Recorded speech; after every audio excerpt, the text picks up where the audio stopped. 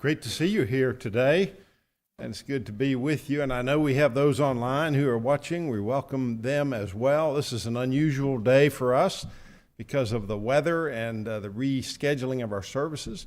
This is our only assembly for the day. No Bible classes today, and we will not have another later service. Just this because of the snow, and I hope everybody made it safely through that. And for those still shoveling out, you are in our thoughts. Please be careful. This is going to also be a little different today because we have scheduled a budget presentation. Brother John Everson, our deacon of finances, will be doing that in a little while. So we're going to shorten our sermon just a little bit to accommodate that. And I would encourage everyone to pay close attention to that presentation at that time. And while we're talking about announcements, let me just mention two others quickly. For the Wednesday night class here in the auditorium with Jonathan, Jonathan says that lessons 32 and 33 are on the table in the rear of the auditorium. If you don't have those, you can pick those up today. And also the gift books for our daily Bible readers. If you did not pick yours up on Sunday evening and would like a copy of that book, those are available. I have a few of them left in my office. If you'll see me, I'd be happy to get yours to you. And again, we commend those who are reading their Bible regularly, either with that program or any other, the Word of God. This parable that Karsten read for us from Luke chapter 11, verses 1 through 10, is really an odd and a different parable in some respects, which teaches some profound lessons about human nature. And so I'd like for you to think for a moment, if you would, together with me, about this parable, which we're referring to it as the parable of the friend at midnight. Now, I have given you before these 5 guides to understanding parables, so let me just run through them very quickly. If you don't have these and you'd like to make a note of these, I have found these to be very helpful in studying the parables and studying them and understanding them correctly. The first is this: recognize that a parable is a figure of speech. It's actually an extended simile. A simile is a comparison using the words like or as. So if we say it is as hot as blazes in here, or I am as I'm stuffed as a turkey. These are figurative expressions. They're similes. A parable really is taking a simile and extending it into a short story, really. But it still, at its root, has a comparison in there, usually using the word like or as. Number 2, because it is figurative does not mean that it is false. Some people confuse that. The story of the friend at midnight is not necessarily the recounting of an actual event, but that doesn't mean that the facts recited there are unreliable or that they are false. Figurative doesn't mean false. In fact, many a truth is spoken in figurative language. Number 3, in understanding parables, it's very important to always consider the context of the parable. Consider the context. That's true in understanding any passage. Certainly it's true with respect to the parables. And number 4, watch for divine commentary. It's amazing how many times there's some explanation in the text where Jesus himself will explain the parable if we just listen, or some little hints that are scattered in there, in and around the parable, that will help us to properly understand it. And then number 5, remember that there is usually one main point to a parable. Now, that doesn't mean that there will not be sub-lessons or other points that can be drawn, but we have to really be careful when we start doing that. parables are usually intended to express or to illuminate one main point. And then there may be other sub-lessons that we get as a bonus. So look for that main lesson. Now, let's talk for a moment about the context of this particular parable. I said that context matters. You have to consider the context. This parable that Jesus gave occurs within a broader discussion on the subject of prayer. He's teaching his disciples about prayer, how to pray, principles of prayer, good practices regarding prayer. And he was also preparing them for lives of service in the kingdom. I will work, I will pray, I will labor every day in the kingdom of the Lord. He was getting them to see the importance of that and getting them to recognize that it would lead them to unimagined heights of service, unparalleled accomplishments. The bulletin article in this morning's bulletin elaborates further on that point. And we need to, looking forward, we need to be able to think outside of the box to unrealized or heights that have not yet been obtained. That's what Jesus is doing here. He's preparing his disciples for that. And he perceives that there's a danger. They might become discouraged.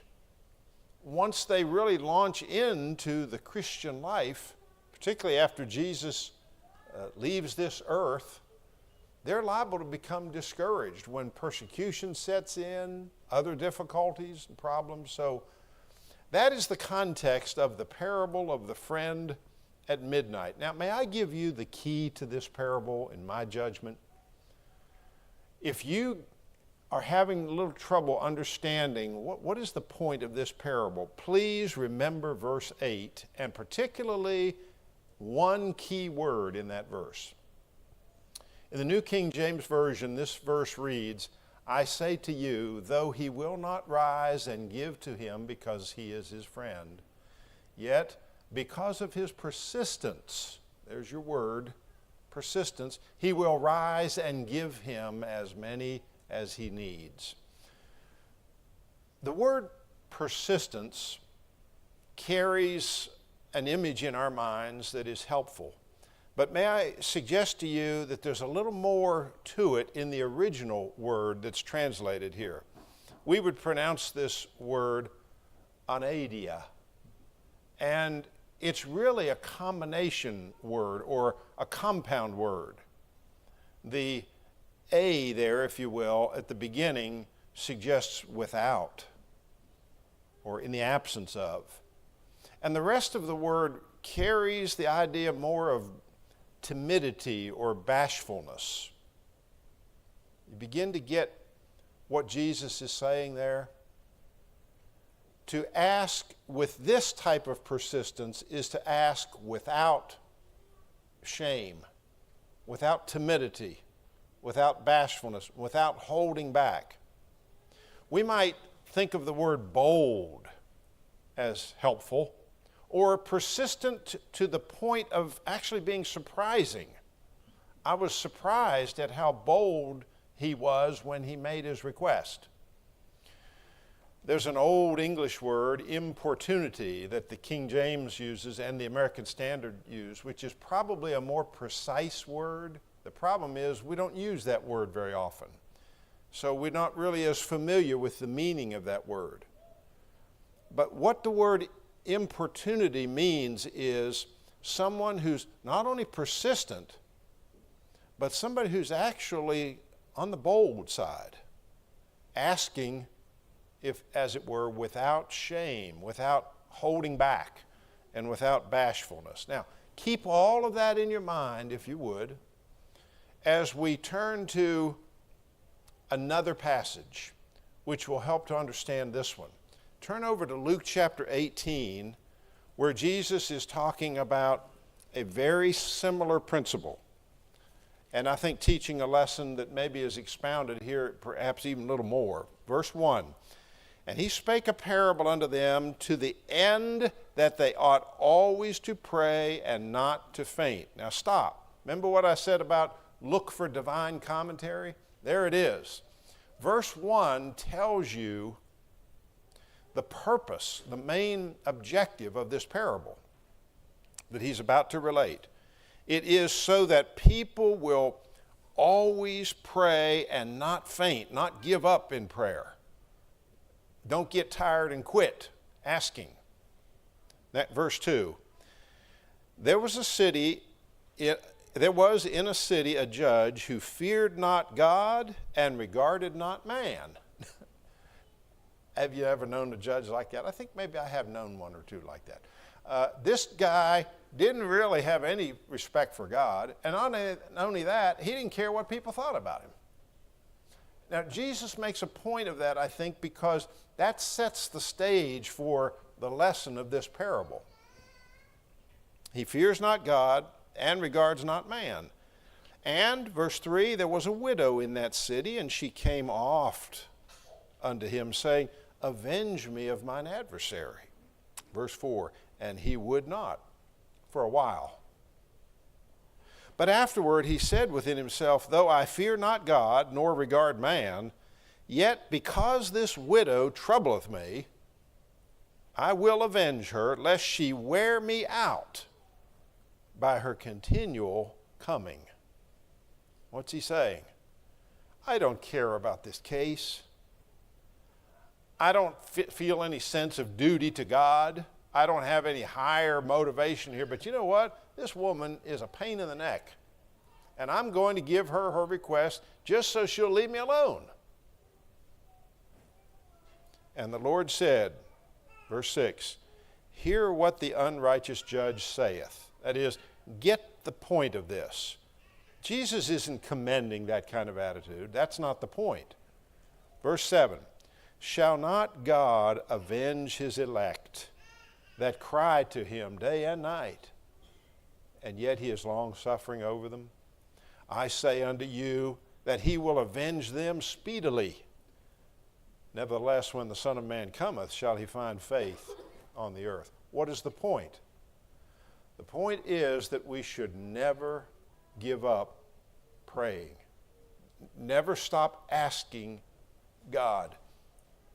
God is not like a man that will get tired of us asking him. God commands us to be persistent, to be continual, to be importune in our prayers. Continue to ask God. Now, let's go back to our parable and see if we can understand this with those principles all in mind. Jesus is challenging them to imagine themselves doing something uncharacteristic of them.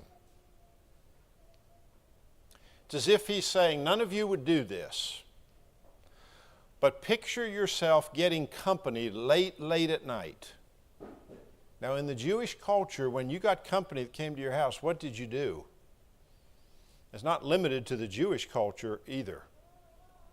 But it was very, very important in that particular culture to make room for them and to provide a meal for them and to see to their needs, maybe wash their feet, give them a comfortable place to sleep, really show hospitality to them. Now, Jesus is saying, I want you to imagine yourself in a situation which you'll probably never be in. You're getting company and it's very, very late at night and you don't have any food to give them. You don't have a way of making them comfortable. All right? Even though that is unimaginable, put yourself in that position. Who would disturb a friend at midnight? Somebody says, well, I would never do a thing like that. All right, put yourself in the position of doing it. Going to your friend's house, maybe next door, and rapping on that door at midnight. And who of you would keep on knocking? It's one thing to knock and then go back and tell your guest, you know what, they're asleep, I didn't get any answer at the door. It's another thing to keep on knocking.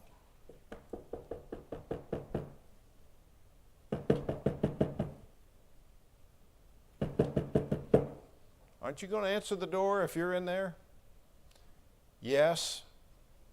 We've got to keep on knocking, and doing so with sort of a boldness that's going to demand a response.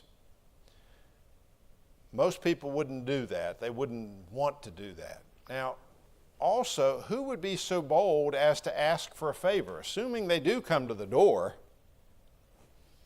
and you can imagine the kind of disposition theirs at the door. Now you're going to ask them for a favor. Hey, I need something. I have company coming. I don't have anything to give them. So not only did I wake you up at midnight and you had to come to the door and answer it, now I want you to go to the kitchen and get something and give to me so I can serve my guest. This is challenging Jesus' listeners to do something uncharacteristic. And there's a reason why he's putting them in this challenging position. The parable challenges us to imagine the possibilities, even the possibilities that at first seem unthinkable, unimaginable. Luke chapter 6 and verse 38, Jesus says, "Give, and it shall be given to you. Good measure, pressed down, shaken together, running over."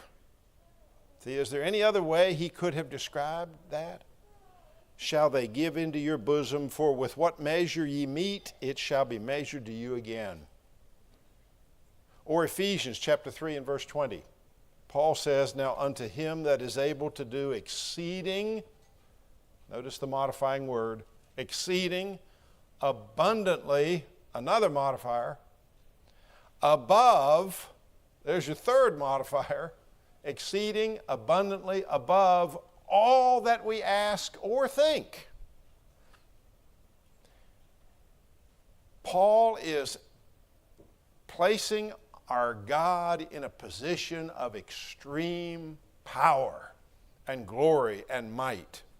And he's getting us to realize that's where God is. That's our God. He can do it.